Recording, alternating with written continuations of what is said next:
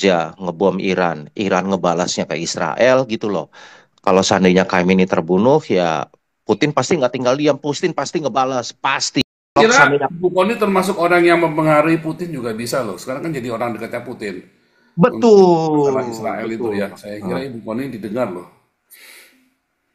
Iya, saya pengen dengar langsung secara ilmiah ya, comparison Nanti gitu loh. yang kita kaget tiba-tiba Putin sama Ibu Kony menikah lagi.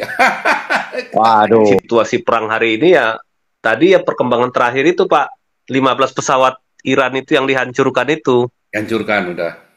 ya dihancurkan sama helikopternya juga. Nah, kemudian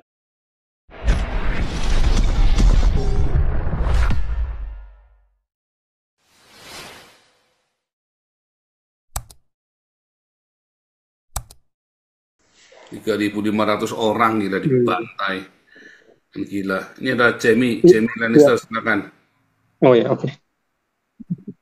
salam sejahtera, Salam. salam shalom. Ya, itu kan dini hari atau hari ini dah, itu Putin kan nyerang Ukraina lagi tuh ke Kiev tuh.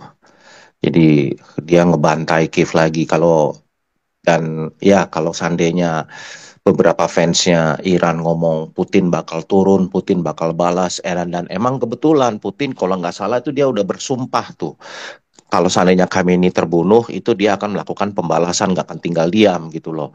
Cuma ya kalau saya pikir eh, Amerika aja ngebom Iran, Iran ngebalasnya ke Israel gitu loh.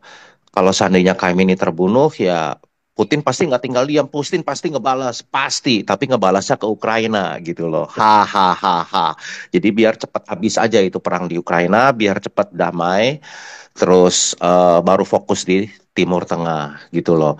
Lagian kalau saya baca berita itu Pakistan itu menutup perbatasan dengan Iran gitu loh. Jadi apa semua pengungsinya itu ditutup gitu loh. Ya, mungkin ya Pakistan ya mayoritas Sunni ya, sedangkan Iran itu Syiah gitu loh. Sedangkan ya para sumbu pendek di Indonesia teriak-teriak jihad apa segala macam itu. Iya, Sungguh saya nggak habis pendek. pikir gitu. Heeh. Ya Pakistan aja yang Sunni menutup perbatasannya. Satu-satunya yang membuka perbatasan buat warga Iran adalah Armenia, negara Hmm, Kristen. ya, Catat itu ya, catat ya. tuh. Hmm. Islam, Ya. catat tuh.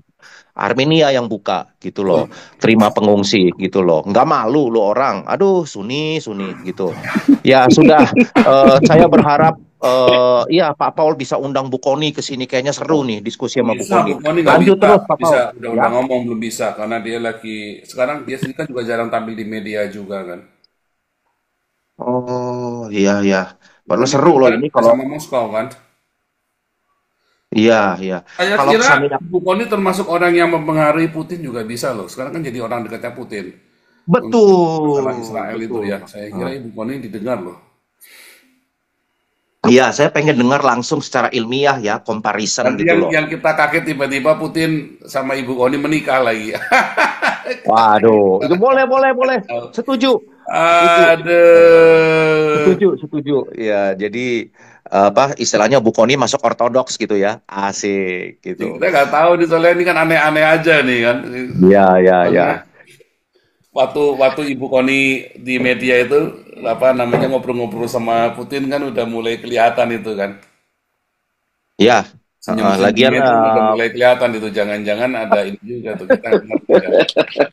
saya berharap demikian. Karena kan Bu Koni kan tipe wanita yang kognitifnya jalan gitu loh, kencang Mm-mm. logikanya gitu loh. Ya, Oke, semua lanjut terus, hajar terus Pak Paul. Salam damai sejahtera. ini balik lagi nih Ompong nih. Ompong mana nih Ompong nih? Ompong, Ompong Toba mana nih? Udah. Ini masih ada nih. Ompong, balik lagi Ompong. Mana nih Ompong Toba? iya Pak Paul tes suara. Ya, Ya, update, gimana update, Pak Paul? update. Ya, update. Kira-kira kemana nanti nih ya ininya arahnya ini? Kalau ngelihat situasi perang hari ini ya tadi ya perkembangan terakhir itu Pak, 15 pesawat Iran itu yang dihancurkan itu Hancurkan udah. ya dihancurkan sama helikopternya juga. Nah, kemudian Tadi itu kan yang Pak Paul tunjukkan si Dani Danon yang marah kepada duta besar Iran untuk PBB. Jadi ini ada satu kebiasaan di orang sebelah ini. Mereka itu biasanya bisa merubah situasi dari perpetrator menjadi korban, menjadi victim gitu. Jadi misalkan Iran itu kan selama ini kan membiayai teroris-teroris di seputaran Israel dengan proksi-proksi misalnya Houthi, Hamas, Hezbollah, ya, terus kemudian melakukan serangan kepada orang Barat, orang Amerika, orang Yahudi.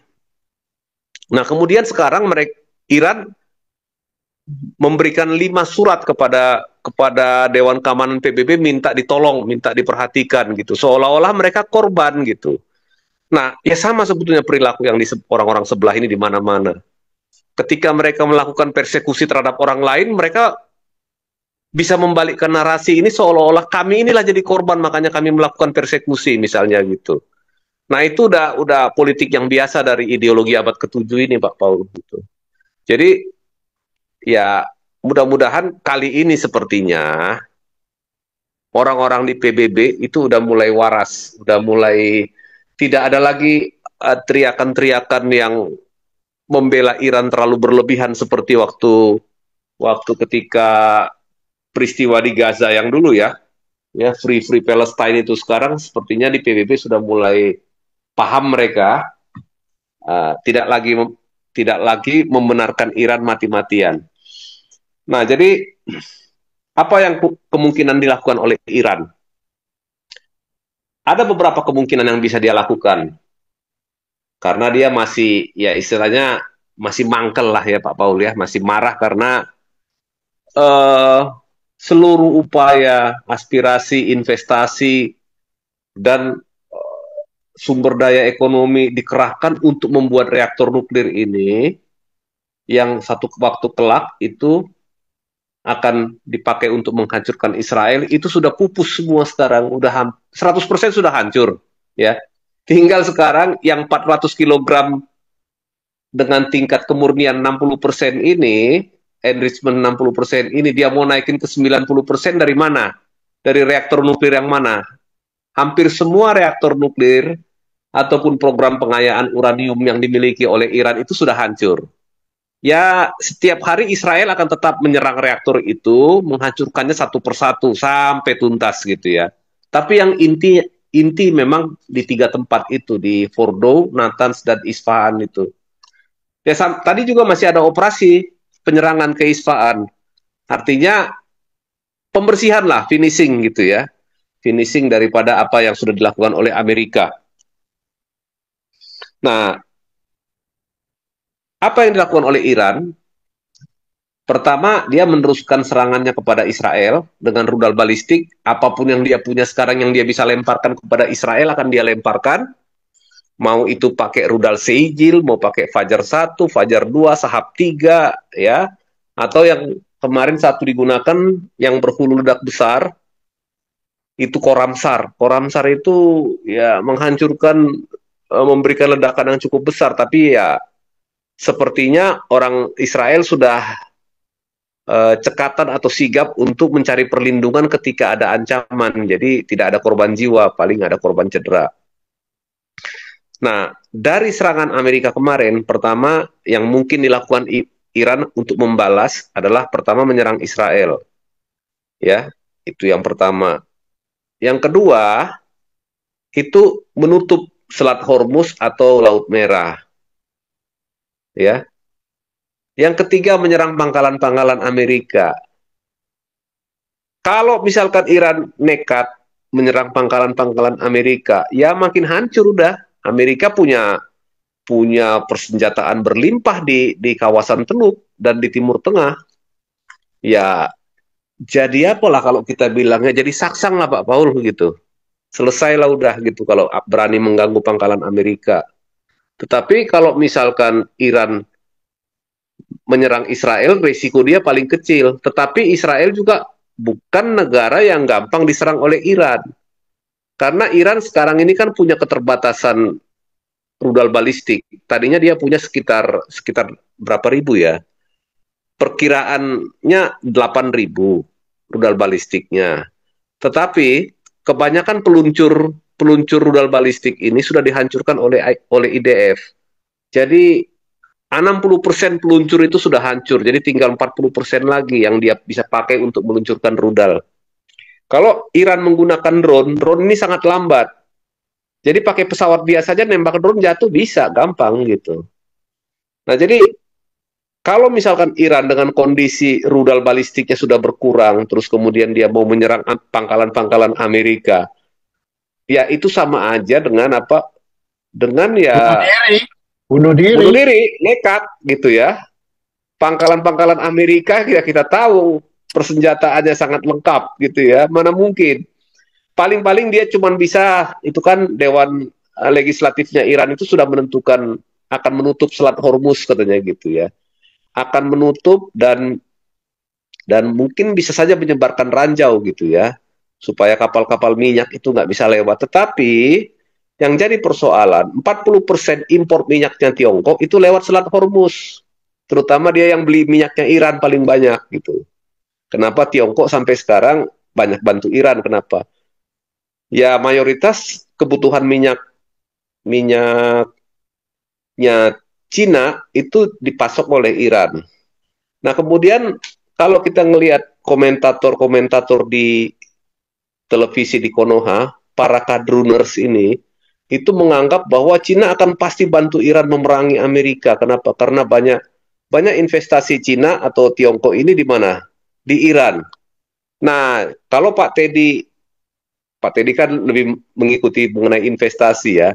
Investasi negara Tiongkok ini bukan paling banyak di Timur Tengah, Pak, tapi di Afrika. Ada berapa negara Afrika tuh yang menjadi tempat investasinya Tiongkok sampai sekarang ini. Jadi mayoritas investasi Tiongkok itu bukan di Timur Tengah, tapi di negara-negara Afrika. Bahkan dia ada dua negara Afrika itu mata uangnya itu malah sudah lumrah di sana, mereka menggunakan renminbi gitu. Nah, jadi pokoknya kalau namanya bela agama atau bela ideologi, apapun dibuat narasi gitu ya di media-media mainstream di Konoha ini tanpa melihat data dan fakta yang sebenarnya. Gitu Pak Paul. Jadi apa namanya ya? Mimpi mereka ini apa ya? Supaya seluruh dunia ini mau menciptakan perang dunia ketiga demi Iran gitu ya. Ya enggak lah, enggak mungkin. Karena tiap negara itu punya apa? Punya kepentingan nasional masing-masing. Tiap negara itu punya apa rencananya sendiri-sendiri. Tidak akan mungkin misalkan Tiongkok mengorbankan GNP-nya atau GDP-nya setahun ke depan untuk demi Iran, nggak mungkin. Rusia juga nggak bisa gitu. Korea Utara ya lebih nggak bisa lagi. Korea Utara negara yang ekonominya lemah, dia sangat tergantung sama Cina, nggak mungkin dia bisa bantu Iran. Ya praktis Iran hanya bisa dibantu oleh sekutunya, proksi-proksinya. Tinggal proksinya apa? Ya kalau dilihat proksinya yang masih kuat tinggal satu, Houthi. Hezbollah udah mati segan, mati tak mau. Hamas ya tinggal sebentar lagi lah. Ini sudah dia perang di Gaza kelihatannya sudah hampir semua wilayah diduduki gitu ya. Kecuali dia yang di bawah tanah di mana sandera ditempatkan. Tapi beberapa sandera sudah ditemukan tewas dan sudah dikembalikan jenazahnya gitu, sudah dikembalikan ke Israel. Tiga orang tadi pagi ya yang Iya, satu ya. nenek-nenek gitu ya, sudah orang tua. Memang udah ini ya Pak, memang si Netanyahu itu memang politiknya smart sekali dia ya. Sekarang ini kan dia kan kemarin digoreng habis-habisan, sekarang dia dengan jadi nyerang Iran ini malah dia jadi pahlawan lagi sekarang nih. Jadi Netanyahu pahlawan dunia, Pak Paul. Pahlawan dunia sekarang ini, Bukan gila ya. pahlawan Israel, pahlawan dunia. Semua dunia. sekarang itu negara-negara Barat, Amerika, itu mau tidak mau angkat topi dengan Netanyahu. Iya, Artinya Netanyahu yang melakukan pekerjaan kerjaan kotornya kotornya Barat gitu. yang Barat gitu ya. Yang mereka nggak Dan berani menyelamatkan karena Barat politik dari korek ini, ya. dari teror ideologi gitu. Hebat. Jadi mungkin sesudah David Ben Gurion yang jadi pahlawan nasional Israel itu David Ben Gurion satu yang paling besar ya menurut saya. Golda Meir. Yang ketiga Ariel Sharon. Yang keempat ini Pak Paul, Netanyahu. Inilah yang bisa diangkat sebagai pahlawan nasional terbesar. Mungkin Netanyahu lebih besar dari yang tiga lagi itu kalau dilihat dari apa yang dia lakukan, di mana dia harus bekerja under pressure gitu ya. Sesudah peristiwa Holocaust, apa yang paling mengerikan yang dialami oleh bangsa Israel atau negara Israel ini? Peristiwa 7 Oktober di mana 1.300 warganya itu dibantai kan oleh Hamas dan oleh Iran. Sebenarnya Hamas itu kan hanya alatnya aja, Iran sebenarnya ini di balik ini semua. Tetapi ini juga merupakan perjudian bagi Iran, perjudian yang kalah dan rugi gitu. Iran sudah melempar dadu dan akhirnya apa? Sekaranglah hasil daripada dadu itu bisa dihitung gitu ya. Apakah rejim Ayatollah dan Parabola ini bisa bertahan atau tidak? Sepertinya kalau rakyat Iran mau melepaskan diri, sekaranglah waktunya, sekaranglah kesempatannya untuk melepaskan diri dari rezim yang super kejam dan biadab ini gitu. Sekaranglah waktunya rakyat Iran melepaskan diri. Ya, kedepannya menjadi negara demokratis. Mungkin negara kerajaan seperti dulu sih agak sulit, Pak Paul. Tapi kalau jadi negara demokratis modern, ada kerajaannya, model kayak Inggris, tetapi yang nanti ini menjalankan pemerintahan, yaitu Perdana Menteri. Nah, kira-kira begitu Pak Paul. Silakan Pak Paul, mungkin teman-teman bisa diskusi. Ini Pak saya mau FK belum masuk ya,